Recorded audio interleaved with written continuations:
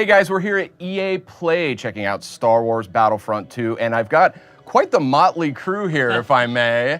A bunch of fine folks here working on the game, and actually, you guys represent each of the three studios, and that is a we do. That is a historic sort of collaboration on such a large title. So really exciting, and wanted to kind of start off with Battlefront 1, great game, came out a couple of years ago, and what were the discussions that led to Battlefront 2? So, I was fortunate enough to work with Battlefront 1 and also with the Year Season Pass, and we discovered a lot of incredible things. Like, we knew we made a great game. We knew that people really loved what we did. We managed to transport players to a Star Wars location that they'd always dreamed of going to. You know, when you watched I'm really talking about Walker Assault on Hoth. This was probably our crown jewel of our game. And people had always wanted to experience that battle. They always wanted to step foot on Hoth in a way that they can't do through the movies. And we, through our entertainment, managed to do that.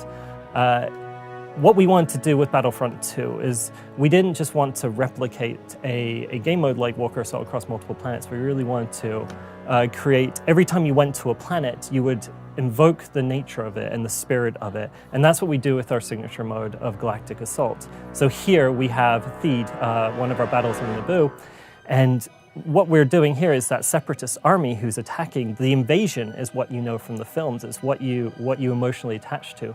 So we managed to create this incredible experience where we not only put you into this location as part of the separatist army invading or a clone army defending, but also really invoke that DICE sandbox of multiplayer, vehicle play, aerial, ground, all the different troopers, and really just bring it to another level.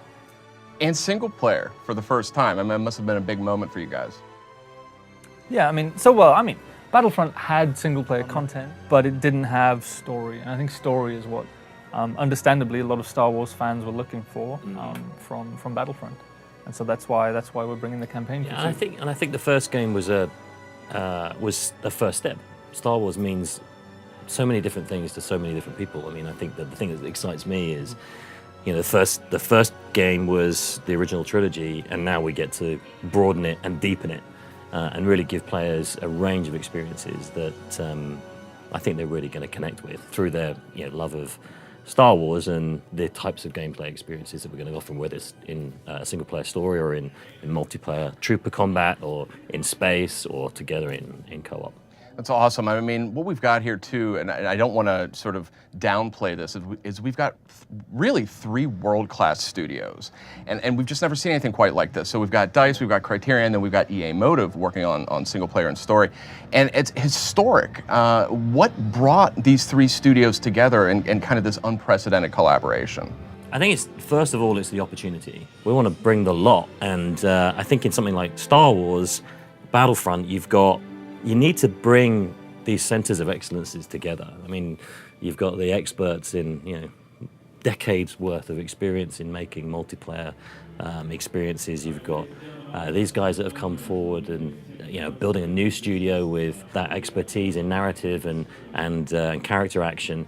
And my home studio at Criterion, we had a little bit we did the speeder bike in Battlefront 1, and we know vehicles deeply, and I think that we wanted to express that, speed and the game feel of not just the vehicles, but the other parts of the games that we get to work on. So really it's this, tight collaboration that represents three, significant studios coming together. And hundreds and hundreds of people are working on this game. That's a fact. Is it fair to say this is EA's maybe biggest game that they've ever created? I think it certainly feels the most ambitious. Sure. In terms of the sort of the amount of things to play with, and the breaking of new ground in particular areas. It certainly feels like that to me.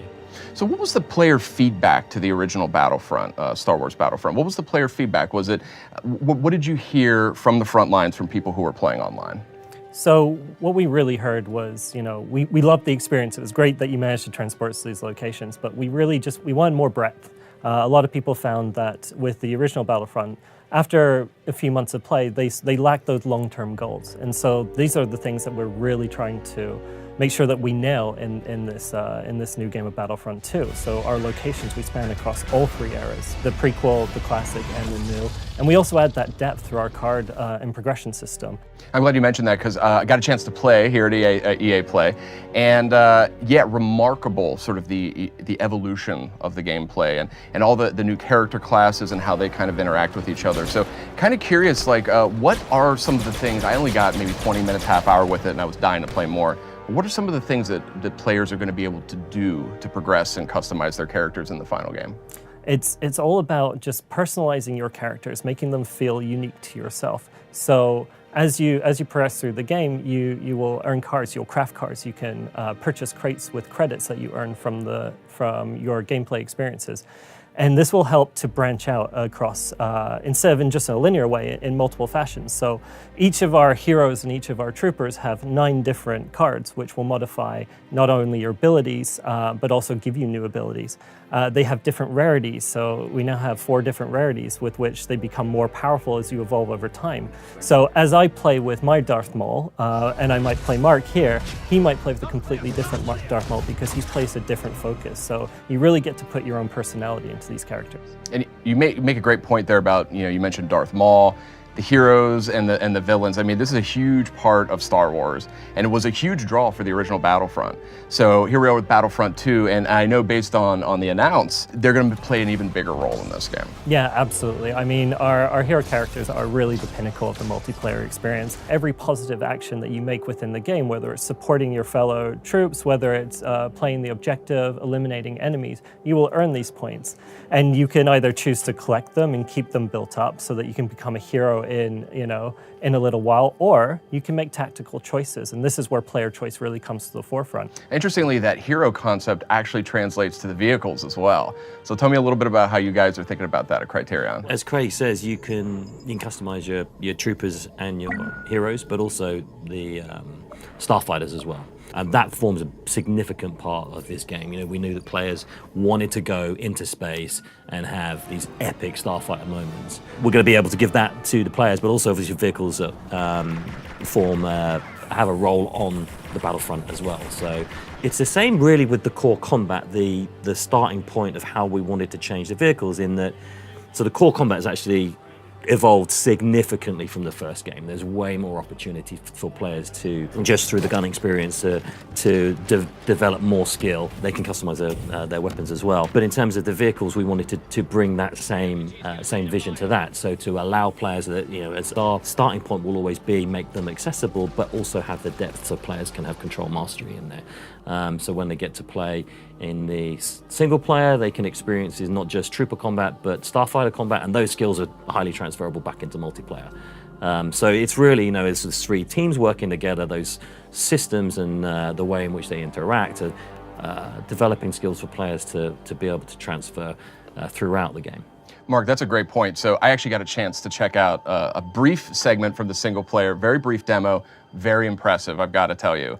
Running on PS4 Pro looked spectacular, visually just incredible. I was immediately struck by the fact that, that just the pacing of the game, like I'm watching really tight cinematics that are really feeling like a legitimate Star Wars movie, and then I'm vaulting into a TIE fighter into this really epic space battle. I mean, tell me about exploring the universe, kind of an untold chapter in the Star Wars universe.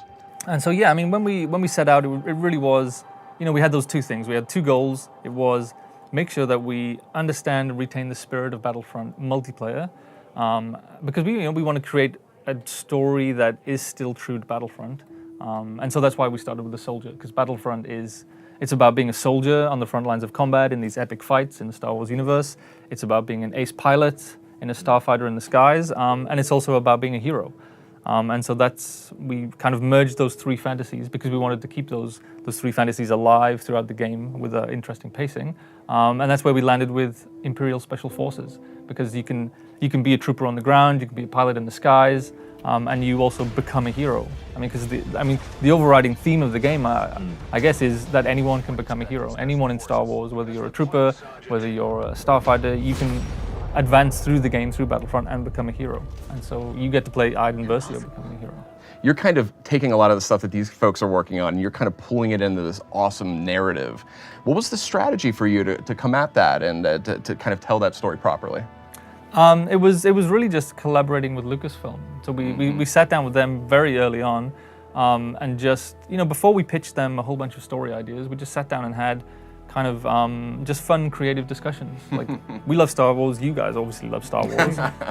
Like, what kind of stories do you want to tell? Asking them what they thought Battlefront was, right? Because they know everything in Star Wars. Star Wars isn't just one franchise or one idea, right? They have this idea that each part of Star Wars needs to have its own storytelling kind of style and tone and idea, and kind of, so that you can recognize something as, say, Battlefront, or recognize it as Rebels. And so, we talked early on, like, what do you think Battlefront is about, and how should we tell these stories? How should somebody be able to look at a piece of content and immediately understand that this is a Battlefront story rather than any other kind of story? And so the time period that they were really interested in was that kind of that 30 years that was suddenly kind of created by putting The Force Awakens at this point in Star Wars history. I want to pivot over here to Craig. That concept of like exploring the Star Wars universe with like a new perspective. One of the things that struck me is in multiplayer, there are these character classes. So that's kind of a new concept for Battlefront II. One of them is the Officer, which I was intrigued to see. And it's a character you kind of see scurrying in the background in some of the original trilogy. What's the strategy for taking what might be considered almost a background character and blowing it out into a full-featured multiplayer class? Yeah, so we have our new class systems. We have 4 classes. We have our Assault, our Heavy, our Specialist, and our Officer. And the important thing for us was to make sure that they invoke the spirit of those characters. So as you mentioned about the Officer, what do I expect from an Officer? What would I want to see on the battlefield when that happens? And I want to see someone who commands, who leads the line, who people will stick to and form, a team or a squad. I want someone, and so we have abilities such as the Battle Command, which helps to buff your players around you and give them more health. They can also lay down turrets, so they also have power within them. And we create amazing synergies between these classes. So if I were to mention the other classes, our Assault, someone who's very good at close combat, leading the front line, helping to break through those defenses. A Heavy, who is great at defensive, holding strategic positions. And the Specialist, someone who plays at range, primarily taking those expert shots and saving my back anyway a number of times. And what we find is we've built in a lot more team play, and these classes really allow us to do that. So we have these incredible moments where groups of players spawn together, stick together, and really can make a difference. So tell me a little bit about, I know space battles. We're not going to get too much into that just yet. Was space battles, was that something fans were requesting from you following Battlefront 2? Or yeah. Battlefront 1, rather? Yeah, it was. I mean, I think we had Fighter Squadron in the first game, but I think the fantasy of those moments that you remember from, particularly for me, it's in Return of the Jedi, is, on the Assault and Second Death Star, yeah, just seeing these epic capital ships and the starfighters in battle. It's that's a shared fantasy we think across the many people have, and we wanted to extend, and so that's really where we're going. Really giving players that opportunity to be a badass pilot and to be heroic in their starfighters. And so we'll have more to show on that in the coming months. But it's a significant undertaking, and I think people are going to love it. If the single player stuff I saw is any indication of what we can expect in multiplayer. Woo! It is. Yeah. It is. That was a knockout. I also wanted to talk a little bit about sort of this concept of live, being a live game, a game that's going to continue to get updated over time. So what's the strategy for that? I mean, what is Battlefront 2 going to look like post-launch, 3 months, 6 months, 12 months? Is it DLC packs? I mean, how does that all work? Yeah, so we're actually taking a different approach this time. So previously we used the season pass model, and we got a lot of great feedback from our fans. And what we learned is that we have a slightly different community than traditional shooter games. We have a wider community. Everyone, there's so many people who love Star Wars, and there are people who play our game not necessarily because it's a shooter, but because it's Star Wars. And so for us, we've decided to embark down a model of seasons, and these are free seasons that are themed around content drops. We'll look to keep the community together because that's really important to us. And our first one is actually coming almost straight after launch, which is tied into the Last Jedi movie. So you'll see, so we'll start to see characters like Finn and Phasma come in. We'll see a new planet of Crate that you'll see in this movie. There's just so much exciting stuff. And the great thing that we can do with these seasons is that the universe is so big, and we can start theming these timelines in different areas within the universe, and really start to branch out and expand this universe within our game. A big advantage to having all 3 film eras in this game. Absolutely. So I mean, this is the first game that's had all 3 eras. Our goal here really is to create the essential Star Wars shooter. That is absolutely our goal. And when you think about all of the eras, when you think about the single player, you think about the space, classes, all these vehicles. There is so much there. I don't see how any shooter fan or any Star Wars fan would not want to be a part of this. I think I'm continuing to understand why it took 3 studios to make a game like this. So let's talk a little bit more about that single player demo I just saw. It was running on PS4, visually spectacular. I was extremely impressed by that. And I wanted to talk a little bit about some of the variety that we were seeing there. And I think that was, I wasn't quite sure what to expect actually when I heard there was going to be a campaign in Battlefront 2. Unorthodox choices, if I might add. I mean, having Iden, who is a member of the Empire, not a perspective we're accustomed to sort of seeing Star Wars stories from necessarily, and having Iden be the protagonist I think is really interesting. We just get to see a bit of a different side of the Empire. Yeah, I mean, it comes back to those first conversations we had with Lucasfilm about, how do we tell a Battlefront story versus any other Star Wars story.